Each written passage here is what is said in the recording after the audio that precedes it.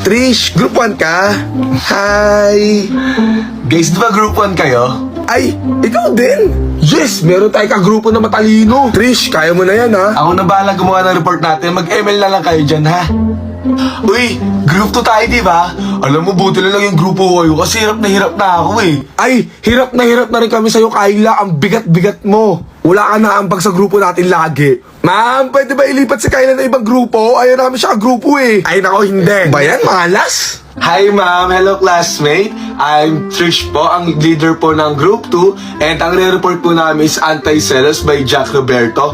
Miss Kyla, kanina pa yan, Ma'am, ha? teka lang kasi ayaw pumasok ng USB, ma'am, eh. 5 minutes, pag di mo pa napasok yung bagsak na kayong lahat, ha? Ma'am, ayaw nga po kasi pumasok ng USB. Ba't yung kami babagsak, ha?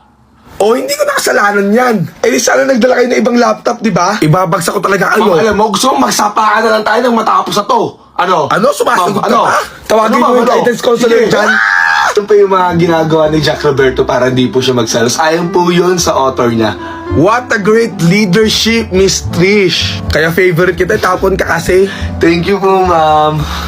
Spur.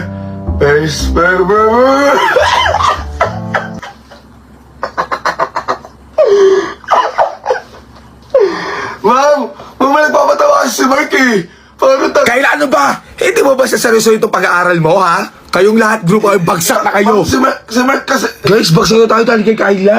Tang ina kasi neto ni Kylie. Napakaharot ang puta, kala mo, laging lalaro. Doon ko na nga, tang ina neto.